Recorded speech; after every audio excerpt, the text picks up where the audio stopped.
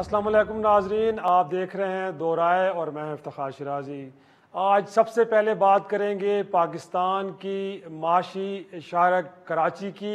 कराची में अगरचे और बहुत सारे मसाइल हैं जो ख़त्म होने का नाम नहीं ले रहे, लेकिन साथ एक और मसला भी है जो कि शहर के अंदर यकीनी तौर पे वहाँ के बसने वालों के लिए अब लगता है कि सबसे बड़ा प्रॉब्लम बन गया, वो है बिजली की फराहमी का।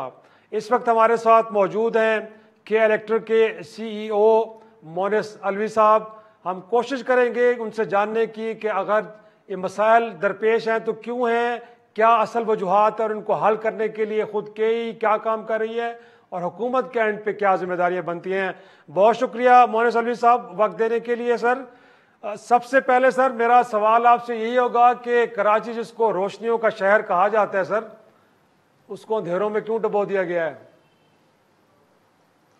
बिस्मिल्लाहिर्रहमानिर्रहीम। चाय साहब, बहुत बहुत शुक्रिया आपका शो पे अपने बुलाने का और सवाल करने का। सर, हमारी तलबकान कोशिश ये है कि हम शहर की रोशनियाँ जो है वो उसको जला के रखें और उसको वैसे ही रखें जैसे वो हमेशा से था और इंशाल्लाह रहेगा।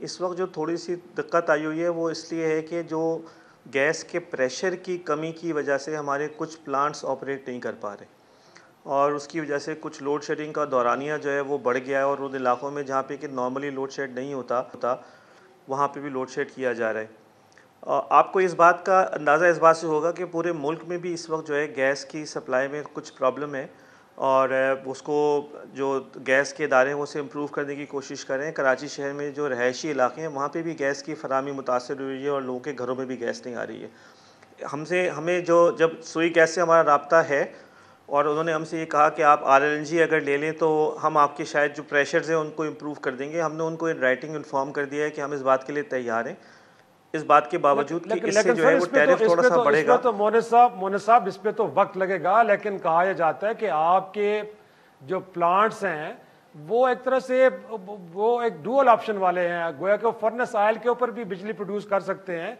तो ऐसे वक्त में जब इतना बड़ा सर वक्त लगेगा इस सारे प्रोसेस पे, तो बेहतर है कि शहर के लोग जो कई माह से बेचारे इस अजियत से दो चार हैं, 10 से 12 घंटे की लोड शेडिंग के, तो आप फर्नेस ऑयल पे शिफ्ट कर दें अपने प्लांट्स को। शायद साहब, जितने प्लांट वगैरह फर्नेस ऑयल पे चल सकते हैं वो इस वक्त पूरे फुल लिमिट पे चल रहे हैं और फुली यूटिलाइज्ड है। और इसके अलावा वो प्लांट्स हैं जो कि सिर्फ गैस पे चल सकते हैं, उनकी जो पैदावारी सलाहियत है वो मुतासर हुई है। और मैं आपको फिर मैं रिपीट करूंगा, अपनी बात को कंप्लीट करना चाहूँगा कि हम जो ये RLNG हमने ऑप्शन दिया है, अपने SSDC ने कहा था, हमने उसको एक्सेप्ट किया है। उससे टैरिफ में इजाफा भी होगा, मगर हमने इस बात के बावजूद कि टैरिफ बढ़ेगा, हमने उसे कहा आप हमें RLNG दे दें ताकि हम गैस की कमी का मसले ख़त्म हो जाए। लेकिन आपको क्या लगता है, सुई सदरन की जानिब से क्या वजूहात बताएंगे जिसकी बुनियाद पे आप कह रहे हैं कि शायद गैस प्रेशर के अंदर आपको कमी जो है वो आप महसूस कर रहे हैं, वो क्या वजूहात हैं? क्योंकि इनफैक्ट इस वक्त तो कोई क्राइसिस ओवरऑल मुल्क के अंदर हमें तो देखने को मिला, अगर आप कह रहे हैं, लेकिन जहां मैं बैठूँ इस्लामाबाद में या लाहौर में कहीं भी हमें या रावलपिंडी में ऐसी कोई खबरें सुनने को नहीं मिल रही कि गैस के प्रेशर के अंदर कोई कमी आई है। नहीं सर, आप मेरे ख्याल में अगर आप उठा के देखें तो SSDC ने भी 3 दिन पहले ये बताया था कि उनको अपने सिस्टम में गैस की कमी का सामना है, जिसकी वजह से वो गैस की लोड मैनेजमेंट कर रहे हैं। और हमें जो अंदाज़ा दिया गया वो ये कि 20 तारीख के बाद गैस की फराहमी में इजाफा होगा। मैं उनकी एग्जैक्टली सिचुएशन तो नहीं बता सकता, लेकिन मुझे ये पता है कि कुछ गैस फील्ड्स वगैरह शायद डाउन थी जिसकी वजह से ये कमी नज़र आ रही थी। और आपको ये कराची शहर में अगर आप मालूम करेंगे, कल भी लोगों का बयान था कि शहर के अंदर भी बिजली की गैस की सप्लाई जो है वो मुतासर हुई है। और मोनिस साहब, इनफैक्ट जब आपने ये सारा मामला प्राइवेटाइजेशन के बाद टेक ओवर किया तो कहा जाता है कि आपके एंड पे भी कमिटमेंट्स थी कि जो लाइन लॉसेज हैं उसको आप कम करेंगे, जीरो पे ले जाएंगे, डिस्ट्रीब्यूशन को बेहतर बनाएंगे, आप अपनी पैदावारी सलाहियत को बेहतर करेंगे। लेकिन इन सब एरियाज के अंदर देखा जाए तो KE का कुछ ज़्यादा बेहतर परफॉर्मेंस नज़र नहीं आती। इसकी क्या वजूहात हैं? अब ये तो एक फिल वक्त हम कह रहे हैं ना कि गैस की वजह से सब कुछ हुआ है, लेकिन बाकी जो इतने नहीं हो सका जो टारगेट के मुताबिक, उसकी वजूहात क्या बताएंगे आप? नहीं शराय साहब, इसमें मैं थोड़ा सा आपको बताना चाहूँगा कि 2005 से लेके अब तक तकरीबन $3.5 अरब की सरमायाकारी के इलेक्ट्रिक में की गई है और ये हमारे ऑडिटेड अकाउंट्स के अंदर सारे नंबर्स मौजूद हैं और इसको वेरीफाई किया जा सकता है। इसके अंदर मैं आपको ये बताऊंगा कि तकरीबन 1100 मेगावाट तकरीबन जो है ना वो ऐड हुआ है। और भी कुछ प्लान्स थे जिनको कि एक्सेस बिजली होने की वजह से गवर्नमेंट ने कहा कि आप हमसे बिजली ले लें। इसके अलावा जो डिस्ट्रीब्यूशन और ट्रांसमिशन के अंदर मैं आपको बताना चाहूँगा कि डिस्ट्रीब्यूशन में हमने तकरीबन जो कैपेसिटी है उसको डबल किया है। जो ट्रांसमिशन एंड डिस्ट्रीब्यूशन लॉसेस थे शाली साहब, वो तकरीबन आप समझ लें कि कोई 39% थे जो कि जब प्राइवेटाइजेशन हुई थी। इस वक्त वो तकरीबन 18.5% पर है। जो रिकवरी रेशो था शराय साहब वो तकरीबन 80% पे था, वो इस वक्त 92% पे आ चुका है। और मैं आपको ये बताना चाहूँगा कि ट्रांसमिशन के अंदर जो हाई वोल्टेज ट्रांसमिशन है उसकी भी कैपेसिटी तकरीबन जो है ना वो डबल हुई है बिटवीन 2005 एंड 2020। और ये सारे नंबर जो हैं ये हमारे ऑडिटेड अकाउंट्स के अंदर मौजूद हैं। और नेपरा की जो रिपोर्ट होती है स्टेट ऑफ इंडस्ट्री, उनमें भी ये सारे नंबर्स रिपोर्ट होते हैं। ये मेरे हिसाब से मैं बहुत ही मुअद्दबाना गुजारिश करूँगा कि ये मिथ है, इसको रियलिटी में बहुत काम हुआ है, बहुत चीज़ें इम्प्रूव हुई हैं। ये इस वक्ती तौर पे इस साल में थोड़ा सा लोड शेड नज़र आ रहा है, जो कि इंशाल्लाह अगले सालों में बिल्कुल ये कम होता चला जाएगा। और 2023 तक हमारा ख्याल है कि हम इसको सब्सटेंशियल कम करेंगे। बिलियन डॉलर की आप सरमायाकारी की बात कर रहे हैं, ये नेट इन्वेस्टमेंट है या इसके अंदर जो दीगर अखराजात है और बिलखसूस जो CEO की जो कई मिलियंस की तनख्वाह है वो भी शामिल है, या आप नेट इन्वेस्टमेंट की बात कर रहे हैं 3.5 बिलियन? नहीं सर, ये इसमें जो O&M जो हमारे खर्चे होते हैं वो O&M के अंदर आते हैं। ये कैपिटल एक्सपेंडिचर है जो कि जिसका क्या फ़ायदा होता है 1 साल से ज़्यादा के अरसे में, और इसके अंदर जनरेशन, ट्रांसमिशन और डिस्ट्रीब्यूशन तीनों शामिल हैं। और इनफैक्ट आपका आज भी मैं कोई एक ऐड देख रहा था जिसमें आप ये क्लेम कर रहे हैं कि अगरचे 2005 से लेके अब तक कोई 3.3 बिलियन की इन्वेस्टमेंट की गई है बट रिटर्न सिफर है। तो आप तो सर एक कोई खैराती इदारा थोड़ी हैं, आप तो कमर्शियल कंपनी है। अगर आपको कुछ नहीं मिल रहा तो ये खसारे का कारोबार क्यों आपके मालिकान कर रहे हैं जी, क्या वजूहत हैं? देखिए बिल्कुल आपकी बात सही है। ये मालिकान ने आज तक पिछले 2005 से लेके अब तक 1 रुपये का भी डिविडेंड के इलेक्ट्रिक से नहीं लिया है। और के इलेक्ट्रिक ने हालांकि प्रॉफिट किए हैं।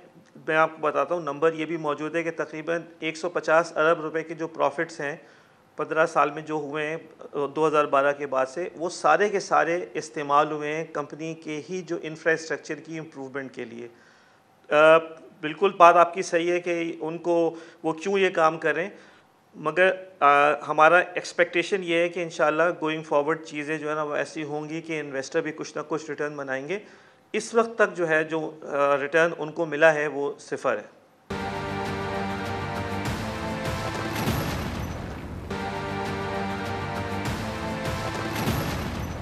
लेकिन मौलाना साहब ये भी कहा जाता है कि आपको नेशनल ग्रिड से जो 650 मेगावाट बिजली आपको मिल रही है वो इतनी बड़ी फेवर है कि, और फिर उसकी जो प्राइस है वो भी बास्केट प्राइस है। गोया कि गवर्नमेंट शायद महंगे दामों बिजली खरीदे लेकिन आपको सस्ते दामों दे रही है। इस कदर बड़ी सपोर्ट जो मेरे ख्याल में शायद किसी और कंपनी को हासिल नहीं है, उसके बावजूद भी जो पाकिस्तान का माशी हब है कराची, वो इस कदर 10-10, 12-12 घंटे की लोड शेडिंग बर्दाश्त कर रहा है। सर तो कुछ तो देखें ना कि इतनी फेवर मिलने के बाद भी आप चीज़ों को मैनेज नहीं कर पा रहे। शायद साहब 650 मेगावाट बिजली बिल्कुल हमको मिल रही है और हमारे अपने प्लान्स थे जिसमें कि हमें अपने प्लांट लगाने थे, मगर फेडरल गवर्नमेंट ने हमसे कहा कि आप अपने प्लांट ना लगाएं और हमसे बिजली लें। तो क्योंकि उनके पास एक्सेस कैपेसिटी हो गई है तो हम उनसे जो और बिजली ले रहे हैं वो मैं ये समझता हूँ कि ये शायद हुकूमत के लिए, ओवरऑल पाकिस्तान के लिए फ़ायदेमंद होगा, जिसकी वजह से हमने अपने प्लांट्स की जो कंस्ट्रक्शन थी वो हमने बंद कर दी। जहाँ तक इस बात का सवाल है कि वो सस्ती होती है, ये मैं इससे थोड़ा सा आपसे डिसएग्री करूँगा, क्योंकि जो बिजली हम बनाते हैं कोल पे वो हमें तकरीबन पड़ती 7 से 8 रुपए की पड़ती है, और जो हम फेडरल गवर्नमेंट से बिजली आ रही है वो हमें 10 रुपए से ज़्यादा की पड़ती है।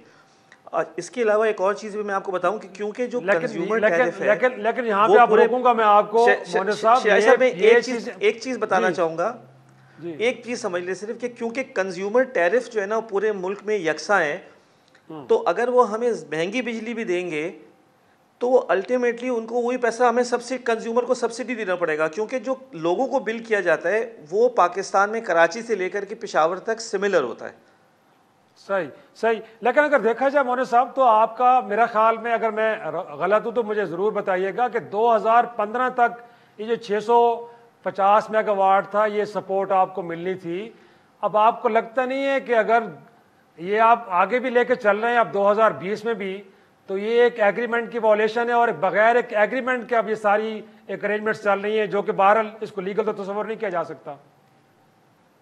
नहीं, आप बिल्कुल ये बात ठीक कह रहे हैं। और इसकी जो सप्लाई की रीज़न है वो ये है कि वो एक कोर्ट ऑर्डर है जिसके तहत ये बिजली सप्लाई हो रही है, और इसका रेट और इसकी क्वांटिटी जो है वो सारी पहले से अप्रूव्ड है। रेट के अंदर कोई तब्दीली नहीं होती, जो बास्केट रेट होता है वो अप्लाई होता है। शेख साहब, इसी वजह से कि ये हमें 2019-20 के बाद नहीं लेनी थी, तो हमने अपने पावर प्लांट्स लगाने का प्लान बनाया था, जिसमें 700 मेगावाट का एक कोल का प्लांट था, एक 450 मेगावाट का आरएलजी का प्लांट था। और वो हम अगर लगाते तो हम इस बिजली को इस वक्त नहीं लेते और फिर भी हम कराची शहर को पूरी सप्लाई कर रहे होते। मजिस्टर साहब, हुआ ये कि क्योंकि फेडरल गवर्नमेंट के पास एक्सेस कैपेसिटी आ गई है, तो हमारा प्लान भी 2016 में जब अप्रूव हुआ था तो उन्होंने उसको थोड़ा सा डिले किया 2016-17 में, और उन्होंने कहा कि इसको आप इंपोर्टेड के बजाय लोकल कोल पे करें, तो उसकी वजह से वो प्लान डिले हुआ। और फाइनली वो इस पोजीशन में हम आ गए कि अगर हम उसको कंस्ट्रक्ट करते तो शायद वो आगे चले जाता। तो फेडरल गवर्नमेंट ने कहा कि आप जो फेडरल गवर्नमेंट के पास एक्स्ट्रा बिजली है उससे हम ले लें, और हमने एग्री किया। तो अब हम वो बिजली लेंगे और उसके ग्रिड्स बन रहे हैं और इंशाल्लाह वो अवेलेबल होगी, और ये शायद नेशनल एक्सचेकर पे फ़ायदा ही होगा। आप जैसे फरमा रहे हैं कि आपने डिस्ट्रीब्यूशन का जो सिस्टम है उसको डबल कर दिया है, तो अगर इस वक्त मैं अगर आपसे जानना चाहूँ, क्योंकि कराची एक शदीद क्राइसिस में इलेक्ट्रिसिटी के, तो अगर गवर्नमेंट के पास एक्सेस कैपेसिटी है सर, तो बेहतर है कि 650 है इसको कुछ दुगना कर दें या थोड़ा सा और बढ़ा दें, ताकि फिल वक्त तो कराची का मसला हल हो। तो ये बात आपने वफाक से की है कि हमें कुछ इजाफी बिजली दे दी जाए इससे पहले कि गैस का प्रेशर बेहतर हो और चीज़ें दोबारा नॉर्मलाइज हों, तो कुछ जहाँ से आपको सपोर्ट मिल जाए। तो ये बात हुई है कि नहीं हुई सर? जी बिल्कुल, ये बात भी हुई है, और उसके अंदर भी हम जो 650 मेगावाट बिजली है उसको बढ़ा करके इस वक्त तकरीबन 750 और 800 तक भी जा रहे हैं। इसके अलावा शायद साहब एक 150 मेगावाट हमें विंड से भी मिल रहा है फेडरल गवर्नमेंट की साइड तरफ से, मगर वो क्योंकि विंड जो है वो थोड़ी प्रेडिक्टेबल नहीं होती, और जब वो नहीं होती तो हम कुछ कर नहीं सकते। तो बिजली हमें ज़्यादा वहाँ से मिल रही है। अब इसमें जो सब्सटेंशियल इजाफा होगा वो इंशाल्लाह ताला हमारा अगले साल फरवरी-मार्च से होगा, क्योंकि वहाँ पे कुछ इंटरकनेक्शंस पे काम हो रहा है। और इंशाल्लाह हमारे ख्याल ये है कि अगले कुछ दिन में ये गैस का प्रेशर भी इम्प्रूव हो जाएगा, और लोड शेडिंग जो है वो जो मामूल की लोड शेडिंग होती है, जो पॉलिसी लोड शेड होता है, जो गवर्नमेंट के इंस्ट्रक्शंस की बेसिस पे या उनकी पॉलिसी की बेसिस पे होता है, हम उस पर चले जाएंगे। मेरे ख्याल में ये जो मुश्किल है ये कुछ दिन की है, कितने दिन की है ये मैं आपको नहीं बता सकता, मगर मेरे ख्याल में कुछ दिन में ये सिचुएशन इम्प्रूव हो जाएगी। लेकिन मोहन साहब, अगर यही गैस का प्रेशर अगले साल भी इन्हीं दिनों में अगर फिर कम हुआ, तो उसके लिए आपने क्या मनसूबाबंदी किया, क्या अरेंजमेंट्स है आपकी? शायद साहब, बिल्कुल ये बहुत अच्छा सवाल है आपका, और मैं आपके तवज्जुह से ये बताना चाहूँगा कि हमारी SSGC के साथ भी बातचीत हो रही है, हमारी जो मिनिस्ट्री ऑफ पेट्रोलियम है उनके साथ भी बातचीत हो रही है, और इंशाल्लाह we will try to do whatever is possible under the sun to ensure कि अगले साल ये प्रॉब्लम ना आए, चाहे वो RLNG से सॉल्व हो रहा हो, चाहे वो कोई पाइप नए डालने की वजह से हो। हम इंगेज्ड हैं, और मैं समझता हूँ कि इस वक्त बहुत अच्छा हमारा इंटरेक्शन चल रहा है फेडरल गवर्नमेंट के साथ, और एक्सपेक्टेशन ये है कि इंशाल्लाह अगले साल ये प्रॉब्लम नज़र नहीं आएगा। और एक और इशू भी बड़ा ही सीरियस है, और मेरा ख्याल में आप इससे इनकार नहीं करेंगे कि वहाँ पे बहरहाल ओवर बिलिंग होती है, और लोग अब ये कह रहे हैं कि मीटर बंद बट बिल बढ़ रहे हैं सर। और 2015 में अगर आपको याद हो तो इस तरह का एक स्कैम सामने आया था, जिसको KE ने एक्सेप्ट भी किया था कि जो वहाँ के तमाम सर्कल्स हैं उनको आपकी ऑफिशियल ईमेल से ईमेल की गई थी कि आपने इजाफी बिल लोगों से वसूल करने हैं। जब चीज़ें मंजर आम पे आई हैं तो उसके बाद उन अफसर को या तो निकाला गया या मुअत्तल किया गया। तो ये मसला सर लगता है कि अभी भी प्रिवेल कर रहा है। ऐसा क्यों है सर? अगर आपके कोई लॉसेस हो रहे हैं या आपने रेवेन्यू जनरेट करना है तो लोगों को इजाफी बिल भेज के तो ना करें ना। सर ये भी मैं समझता हूँ, ये बिल्कुल एक मैं बहुत ही आप ज़िम्मेदारी के साथ ही कहूँगा कि ये एक मिथ है, और ऐसा बिल्कुल नहीं है कि लोगों को इजाफी बिल भेजे जाते होंगे। 2015 में जो कुछ सामने आया था, मेरे पास डॉक्यूमेंट होंगे मोहन साहब, मेरे पास डॉक्यूमेंट होंगे, अगर आप कहेंगे तो मैं भिजवा दूंगा, जिसमें एक्सेप्ट किया गया था कि हाँ सर्कल्स को ऐसी ईमेल की गई थी। देखिए 2015 बहुत 5 साल पुरानी बात है। मैं इस वक्त 5 साल पुरानी वाली बात के बारे में ज़्यादा कमेंट नहीं कर सकता। अगर हुआ होगा तो उस पर एक्शन भी लिया गया होगा। As an organization over billing को बिल्कुल हम बर्दाश्त नहीं कर सकते और हम उसके ऊपर कार्रवाई करते हैं अगर हमें पता लगता है कि किसी ने अननेसेसरी या गलत बिल भेजें। हमारे पास पूरा एक प्रोसेस है जिसमें ये चेक किया जाता है कि अगर किसी ने मीटर रीडिंग को बग़ैर इजाज़त के तब्दील किया है, वो सिस्टम में लॉग्ड होती है और उस पर फिर हम उस आदमी के ऊपर पूरी एक कार्रवाई करते हैं अगर ऐसा होता है।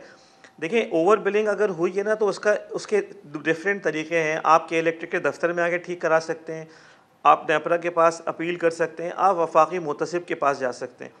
आपको मैं ये बहुत नंबर मौजूद हैं ये सारे कि नेपरा के पास भी इस वक्त कोई 12 या 1300 कंप्लेंट्स हैं और वफाकी मुतसिब के पास भी तकरीबन 7900 कंप्लेंट्स हैं कोई। पिछले 6 महीने की बता रहा हूँ मैं ये आपको। और मैं आपको बता रहा हूँ कि पिछले 6 महीने के कम से कम 1.5 से पौने 2 करोड़ बिल हमने भेजे होंगे। हर महीने तकरीबन 28 लाख बिल जाते हैं।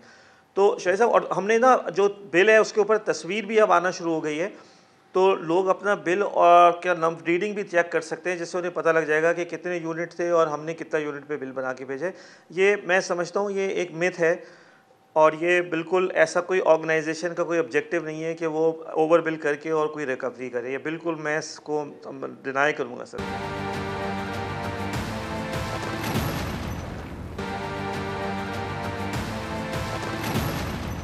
ये भी बताइएगा कि लाइन लॉसेस के हवाले से भी बताया कि कुंडा सिस्टम अभी भी क्या कराची में चल रहा है, और फिर साथ में ये भी कि जो कुछ इदारे सरकारी भी ऐसे हैं कि जो केई के नादहिंदा हैं और अभी तक उन्होंने अपने वाजबात अदा नहीं किए।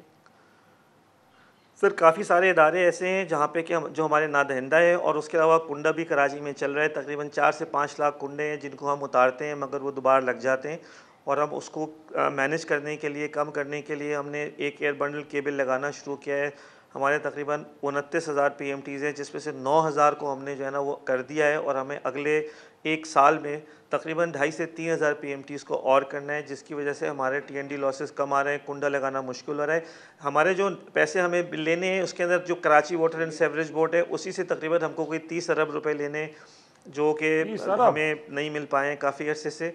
उसके अलावा भी जो और इदारे हैं, KMC है, CDG के, बहुत सारे और इदारे हैं, तकरीबन मिला जुला के जो हमारा रिसीवेबल है from federal and provincial government वो कोई तकरीबन 225 से 230 अरब रुपए है, जो कि जिसमें हमें कुछ लाइबिलिटीज़ भी है हमारी, हम ये मना नहीं करते, मगर तकरीबन 70 से 80 अरब रुपए हम नेट जो है ना वो इस वक्त रिसीवेबल है हमारा है, जो हमको बोरो करके हमने फाइनेंस किया हुआ है हमने।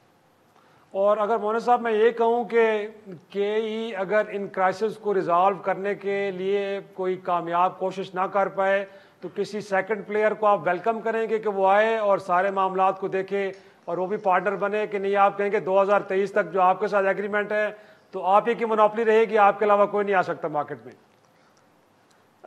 जब हम जो है ना बिल्कुल कंपटीशन के ख़िलाफ़ नहीं है, मगर हमारी रिक्वेस्ट सबसे ये है कि एक तो 2023 तक जो है ना हमारी जो कंपनी जब प्राइवेटाइज हुई थी तो उसको 2023 तक का लाइसेंस दिया गया था और उसकी बेसिस पे इन्वेस्टमेंट्स हुई हैं।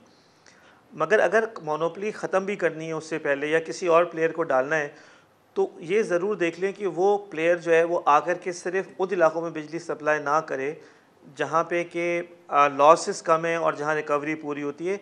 कराची का 40% हिस्सा कच्ची आबादी पे मुश्तमिल है, बल्दिया और लियारी और आप गडाप और सुरजानी, उथल बेला। तो अगर आप कंपटीशन ख़त्म करें तो फिर उन जो भी प्लेयर आए उसको भी इस बात की किसी किस्म की कंपल्शन होनी चाहिए कि अगर वो अच्छे एरिया में बिजली बेचे तो वो ऐसे एरिया में बिजली बेचे जहाँ पे कि ज़रा सा रिकवरी में मुश्किल होती है या जहाँ कुंडे लगाए जाते हैं। हमारी मोनोपोली तो है मगर हम पे ये ऑब्लिगेशन है कि हमें हर जगह बिजली सप्लाई करनी है। हम चूज़ नहीं कर सकते कि हम डिफेंस में देंगे और कहीं और नहीं देंगे, हमें हर जगह बिजली सप्लाई करनी है। तो जब भी ये कंपटीशन ख़त्म करें तो लेवल प्लेइंग फील्ड के तौर पे या तो होना ये चाहिए कि हमको और उसको दोनों को बराबर अपॉर्चुनिटी मिलनी चाहिए। हम उसके लिए बिल्कुल तैयार हैं, मगर ख़ाली ये कि कुछ लोग आकर के अच्छे कस्टमर्स ले लें और KE जो है वो सिर्फ बुरे कस्टमर्स को बिजली सप्लाई करे, ये जो है ना पब्लिक इंटरेस्ट में नहीं होगा। और इससे इस बात का भी इम्कान है कि जो इंफ्रास्ट्रक्चर है उसकी इम्प्रूवमेंट पे इम्पैक्ट पड़ सकता है, या उन इलाकों में जहाँ पे कि हमें रिकवरी और लॉसेस होते हैं उनकी कॉस्ट बढ़ सकती है अगर उसका जो अच्छे कस्टमर्स को निकालने का बेनिफिट है अगर वो हमने KE के टैरिफ में से निकाला। तो इसको देखने की ज़रूरत है। ये इतना हम समझते हैं कि ये ज़रा थॉटफुलनेस होनी चाहिए इस फैले में। और अगर आपकी कंडीशन से हट के किसी को लाया जाता है तो फिर आप लिटिगेशन में जाना चाहेंगे, फिर क्या आपका इकदाम होगा आपकी तरफ से? सर ये क्योंकि सुप्रीम कोर्ट के ऑर्डर था और उसके ऊपर जो कार्रवाई है वो हो रही है, तो यकीनन हम सुप्रीम कोर्ट को ही अप्रोच करेंगे, जो सबसे जो इस वक्त आला इस वक्त इदारा है इसका। और मुझे यकीन है कि इंशाल्लाह वो जो भी फ़ैसला करेंगे वो सारी चीज़ों को देख के बेस्ट इंटरेस्ट पब्लिक इंटरेस्ट में फ़ैसला करेंगे। हम जो भी फ़ैसला होगा हम बिल्कुल हम इस बात की हम पे ज़िम्मेदारी है कि हम उसको मानें, इसमें कोई दो राय नहीं हो सकती। और वो ये एक शिकायत और भी कराची से मोने साहब सुनने को मिलती है कि बिजली का मीटर लगवाना वहाँ पे बड़ा जान जोखों का काम है, गोया कि इतना आसान नहीं है। तो क्या बुनियादी वजह क्या है? क्या आपके पास इतनी बिजली नहीं है कि आप प्रोवाइड कर सकें और तभी लोगों को डिस्करेज किया जाता है कि मीटर ना लग पाएँ, या वजूहात कुछ और आपको लगती हैं? नहीं, मेरे ख्याल में ये थोड़ी सी आपकी इन्फॉर्मेशन जैसा मैं कहूँगा थोड़ी सी पुरानी है। हमने तो अब ऐसा सिस्टम कर दिया है कि जहाँ पे कि हमारा नेटवर्क लगा हुआ है वहाँ पे हम 48 घंटे के अंदर अंदर मीटर लगा देते हैं। और सारी जो ये पूरी न्यू कनेक्शन की प्रोसेसिंग है ये वेब बेस्ड कर दी है। मैं आपको बताऊँ कि जो पाकिस्तान का ईज़ ऑफ डूइंग बिज़नेस के अंदर इजाफा हुआ है उसमें के कराची की 65% वेटेज है। और हमने उन प्रोसेसेस को इतना आसान किया है कि उसकी वजह से ईज़ ऑफ डूइंग बिज़नेस, वो खैर बिज़नेस कनेक्शन है मगर उसमें भी इजाफे की वजह थी कि इलेक्ट्रिक के न्यू कनेक्शन के प्रोसेसेस बहुत आसान हो गए।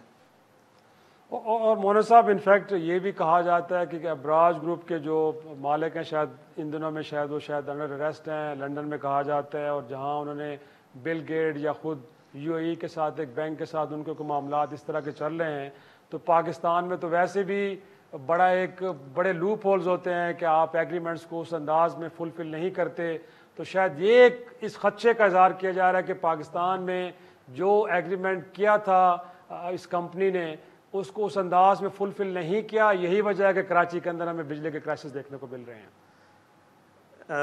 देखिए, मैं आपको सिर्फ ये कहूँगा कि जो भी एग्रीमेंट्स हैं वो सारे एग्रीमेंट्स गवर्नमेंट के पास भी मौजूद हैं, कोर्ट्स के पास भी मौजूद हैं, और उसमें से बहुत सी चीज़ों को श्रेय साहब हमने अपनी वेबसाइट पे भी लगा दिया है। देखिए, ये कहना कि किसी एग्रीमेंट की ख़िलाफ़ वर्जी हुई है ये बिल्कुल एक बात हो सकती है, मगर फिर किसी को ये बताना पड़ेगा कि कौन सा एग्रीमेंट था और उसमें क्या लिखा था और उसमें कौन सी चीज़ को फॉलो नहीं किया गया। मैं इस बारे में बिल्कुल बात करने के लिए भी तैयार हूँ हर एग्रीमेंट के बारे में। और मैं आपको बहुत ज़िम्मेदारी से ये कहूँगा कि सारे एग्रीमेंट्स पूरे फुली कंप्लाई हुए। लेकिन वहाँ पे मैं ये कहूँगा कि जो हमारे साथ कमिटमेंट्स थी जिसमें वाटर बोर्ड के पेमेंट की ज़िम्मेदारी दी गई थी वो अभी तक पूरी नहीं हुई है। तो हमें जो मिलना था वो हमें नहीं मिला है, जो हमने करना था वो हमने सब किया है सर। लेकिन क्या बात है मोरे साहब, सुप्रीम कोर्ट के चीफ जस्टिस साहब आपसे नाराज, असद उमर साहब आपसे नाराज, उमर अयूब साहब आपसे नाराज, नेपरा आपसे नाराज। तो बतौर सरबरा आपको लगता है कि कहीं आपका फेलियर हो गया और आपको जिम्मेदारी लेनी चाहिए?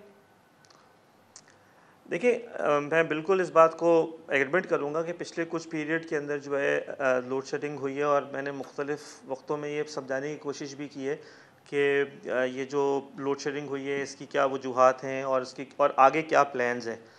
तो हमारा जो इस पे जो एक तरह का गैप आया वो ये था कि जो हमें अपने प्लांट्स लगाने थे वो डिले हुए 2017 में, और उसके बाद फिर जब हम उसको लगाने की पोजीशन में आए तो फेडरल गवर्नमेंट ने जो एक्सेस बिजली में से हमें एलोकेशन की, अब हम उसके ऊपर काम करें, उसकी वजह से इस साल में थोड़ा सा गैप आया है।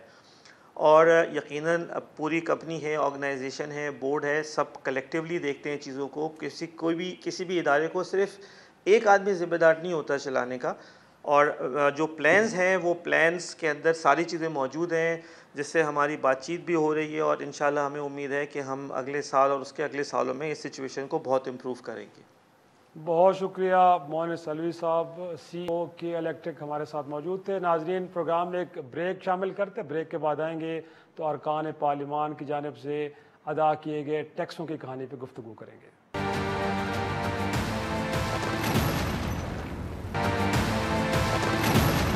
अब कुछ बात करेंगे अरकान पार्लियामेंट की तरफ से जमा कराए गए इनकम टैक्स की। और बड़े हैरान कुन तौर पे देखा यह गया है कि जो टैक्स अदा किया गया अरकान पार्लियामेंट की जानिब से, उसमें जो इस वक्त सबसे ज़्यादा टैक्स अदा करने वाले हैं वो साबिक वज़ीर आज़म और मुस्लिम लीग नून के नायब सदर शाहिद खाकान अब्बासी साहब हैं।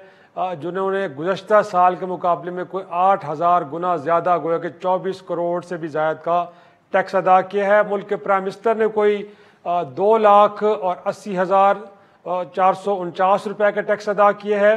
लेकिन साथ में कुछ इंटरेस्टिंग फिगर्स और भी हैं। कोई 45 अरकान पार्लिमान ऐसे हैं कि जिन्होंने सिर्फ गोया कि 1 रुपये का टैक्स अदा भी नहीं किया। लेकिन कुछ ऐसे भी हैं कि जिनमें साबिक वफाकी वजीर सरदार यार मोहम्मद रिंद साहब के जिन्होंने 400 रुपये का टैक्स अदा किया है। कुछ ऐसे हैं कि जिन्होंने 165 रुपये, किसी ने 338 रुपये, और कुछ वफाकी वज़रा भी ऐसे हैं जिनमें फैसल वाडा साहब हैं, उन्होंने भी कोई 1 रुपया टैक्स अदा नहीं किया। ये कितने हद तक जो टैक्सों की अदागी है मुस्तनद है, क्योंकि अब तक जो तजज़िये और तबसरे आ रहे हैं उसमें यह सबसे बड़ी अहम बात नुमायां होकर सामने आती है वो नाज़रीन ये कि कहा यह जा रहा है कि जो मौजूदा लाइफ स्टाइल है इन अरकान पार्लिमान का, वो उनके टैक्स अदायगी के साथ मेल नहीं खाता। गोया कि जितना वो टैक्स अदा करते हैं लाइफ स्टाइल उनका इनसे कहीं बड़ा और आला नज़र आता है। हमारे साथ मौजूद हैं टैक्स अमूर के माहिर अशफाक तोला साहब। अशफाक तोला साहब, कैसे देखते हैं, अगरचे 1.5 साल बाद पाकिस्तान तहरीक इंसाफ ने जो टैक्स डायरेक्टरी है अरकान पार्लिमान की उसको जारी तो कर दिया है, कितनी आपको मुस्तनद लगती है सर? कितनी आपको लगता है कि इसमें जो फिगर्स हैं वो अप टू द मार्क हैं? बिस्मिल्लाहिर्रहमानिर्रहीम। शिराजी साहब, ये तो मुस्तनद होने की तो बात बिल्कुल मैं कहता हूँ मुस्तनद ही होगी, क्योंकि एफबीआर का वो डेटा है जो मैं और आप टैक्स रिटर्न भरते हैं उसी से ये निकाला जाता है। सही। मुस्तनद से मुराद ये अगर आप समझते हैं कि इसकी क्या कोई पीछे रिटर्न्स की ऑडिट हुई है, तो मेरा ख्याल है कोई भी ऑडिट नहीं हुई है, क्योंकि 18 का ऑडिट तो अब उन्होंने मेरा ख्याल शुरू करना है 19 की पॉलिसी के तहत। तो ये तो 18 की रिटर्न है, मेरा ख्याल है अब तो 19 की भी रिटर्न इनको डायरेक्टरी दे देनी चाहिए थी। सही। जो 19 में क्या हुआ था।